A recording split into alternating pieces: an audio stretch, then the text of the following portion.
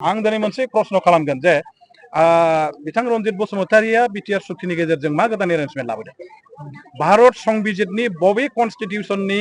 बबे प्रभिजननि दारै बबे सिडिउलाव बबे आर्टिकेलनि दारै बिथांमोनहा बिटिआर सुक्तिखौ खालामामोन बेनि गेजेरजों मा प्रभिजन दिनै बिटिसि ओनसोलाव बिथांमोनहा जोंनो लाबोनो हाखो हाग्रामा महिलारिया भारत संबिजितनि 6थि फारिलाइनि अर्थात 6 सिडिउलाव दिनै बिटिसिखौ माने बे ओनसोलखौ माने दानो हादों बे बेसेबांबा गिदिर मोनसे एचिभमेन्ट बियो जाय 6 सिडिउला अनलि एप्लिकेबल फर माने हिल्स एरिया बेखौ मडिफाइड खालामहोनानै भारत सरकारखौ मडिफाइड खालामहोनो बाध्य खालामनानै जोङो दिनै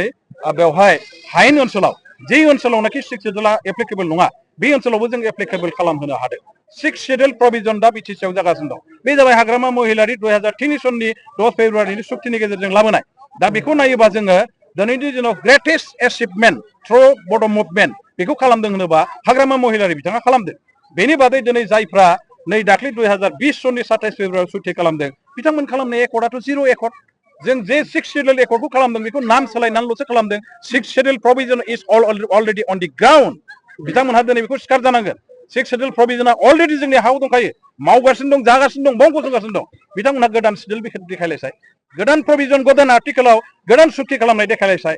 बिथांमोनहा देखायनो हायोबा मोजांमोन जुदि इउनियन टेरिटरि बिथांमोनहा देखायनो हायोबा मोजांमोन जुदि माने 244A आर्टिकेलनि दारैहाय बे ओनसोलखौ दानो हायोबा बे ओनसोलाव बेखौ लाबोनो हायोमोनबा सुक्तिनि गेजेरजों जों बिथांमोनखौ मानिगौमोन yes they are the greatest leader of the Bodo' movement जों मानिगौमोन खिन्थु बिथांमोनहा दिनैहाय हाग्रामा महिलारिया लाबोखानाय 6 सिडिउल बे माने बिटिआरनि नामखौ सोलायनानैल' बिटिआर बानायबाय होमबा दिनैनि दिनाव ग्रेटेस्ट मुभमेन्ट लिडारा बर'फोरनि माने गेजेराव सोर आइदार रन्जित और हाग्रामा महिलारि बेखौ रायजो राजा मिथियै खोथा नङा दिनैनि दिनाव हाग्रामा महिलारिया दा बे बिटिआर सुक्ति खालामग्राफोरनि बेसेबांबा गोजौसिनाव थानाय सासे लिडार आरो बेबायदि लिडारखौ बेबायदि भाषाजों समाल'सना खालामनाया लासिंसिं बाथ्रा जाथिनि थाखाय लासिंसिं बाथ्रा बे भाषाखौ माने एसे कन्ट्रल खालामनानै सालाय हमथानानै बुंनाया बा बुंनो सोलोंनाया मोजां दासिम बिथांमोनहा बे जिनिसखौ सिन्ताखौ खालामाखै खिन्थु थाबै सिन्ता खालामनाया दरकार दं आथिखाल खुंथाय गोहोआव थानाय इयावनो हाग्रामा महिलारिया इउपिपिएलजों सामिल जागोन होननानै दा बे बाथ्राया बेसेबां जाथावना बिथाङा मैया दाख्लैल' बे बाथ्राखौ बुंदों बे नङा बेनि सिगांबो जोंनि बिपिएफनि अनेकजन लिडारफोरखौ बेबायदिनो उमुगा उमुग समाव जयेन जागोन उमुगा उमुग समाव जयेन जागोन होननानै माखासे माने एखेबारे गोब्रामनाय बायदि बाथ्राखौ बुंबाय थादों आरो दिनैनि समाव हाग्रामा महिलारि बिथांखौ फैयै फैयै बिथाङा बिपिएफ हान्जाखौ गारनानै एमपि इलेक्सननि उनाव गावसिनि इउपिपिएल हान्जायाव जयेन जागोन होननाय जे बाथ्रा जे बिथाङा बुंबाय बेखौ बुंनायनि उनाव आंनाव मोनसे माने खर'आव मोनसे बाथ्रायासो सौग्रावफैबाय थादों थारैनो बिथांनि माने मा होनो बेखौ गोसोआ माने मेन्टेलि बिथाङा बेलेन्सआव दंना गैया थारैनो बिथांनि मेन्टेल पजिसना जुदि बेलेन्सआव दङब्ला दिनै बेबायदि बाथ्राखौ बुङा ओंखायनो आङो एडभाइस होगोन बिथाङा थाबैनो साइकाट्रिस्ट डक्टरनि खाथियाव थांनानै ट्रिटमेन्ट लानायनि दरकार दं बेबायदि गोब्रामनाय बाथ्राफोरखौ बुंबाय थायोबा आरोबाव बिथाङा गाव जे बिथांनि खर'आ जे थिग गैला बे जिनिसखौ सारा जोंनि बिटिसि ओनसोलनि रायजो राजाफ्रा साफ्रोमबो मिथियोबा बिथांनि थाखायनो मोनसे लाजिथाव बाथ्रा जागोन आं ओंखायनो बिथांखौ गुरैयै खावलायगोन जाहाथे थाबैनो बिथाङा साइक'लजिस्ट नङाबा साइकेट्रिस्ट डक्टरफोरजों थांनानै गावनि खर'खौ मोजाङै चेकआप खालामनानै जाहाथे लायो बेनि गेजेराव मोनसे खोथा आं राजखान्थिनि खोथा सोंनो सानाखै खिन्थु सासे बर' दैदेनगिरिखौ बेबायदि बुंनायनि बेलायावहाय बे बेसेबां गनायजाथाव सारनि बायदि बे बाथ्राया बेनोथ' लिडारफोरनि क्वालिटि लिडार जाबाय जिहेतु बाथ्राखौ जोङो सानै हयै जेब्लाबो बुंनांगोन खुनु लिडारखौ पार्सनेल एटाक खालामनानै बेबायदि माखासे आनपार्लियामेन्टारि वार्डजों कुनुदिन सोंखारिया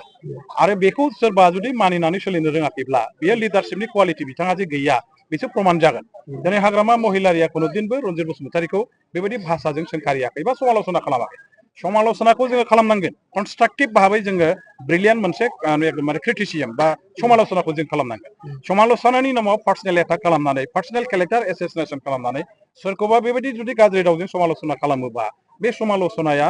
सासे बेक्तिखौल' खालामनाय जाया जातिनि मान सन्मानखौबो बे फोजोबस्रांनाय जायो बेखायनो लिडार होननानै जायफ्रा गावसोरखौ साजायो बे लिडारफ्रा जेब्लाबो गावबा गावनि सालायखौ हमथानानै बाथ्राखौ बुंनो हानाया दरकार दं अब्लासो बे लिडारशिपनि क्वालिटिखौ बिथाङा माने सासे क्वालिटि गोनां लिडार होननानै प्रमान खालामनानै लागोन खावसि बाजार ओनसोला जोंनि राजा लामा आरो भुटान हाजोनि गेजेराव थानाय हाग्रा ओनसोलाव थानाय मोनसे बे गोबां गुवार मोनसे ओनसोल आरो बे ओनसोला थारैनो मोनसे गोग्लैसोनाय ओनसोल बेवहाय जोंनि हाग्रा ओनसोलनि आइ आफा रायजो राजाफ्रा दिनैसिम बिसोरो सरकारि भाबै जिखिनि माखासे हा हुनि अधिकार मोननांगौ बेखौ दासिम मोननाय जायाखै आरो बे ओनसोलाव गोबांथार माखासे जौगाखांनायनि हाबाफारि मावनांगौनि दरकार दं गोग्लैसोनाय ओनसोल हिसाबै जौगाखांनायनि मोनसे आसा आरो मिजिंजों बे ओनसोलनि रायजो राजाफ्रा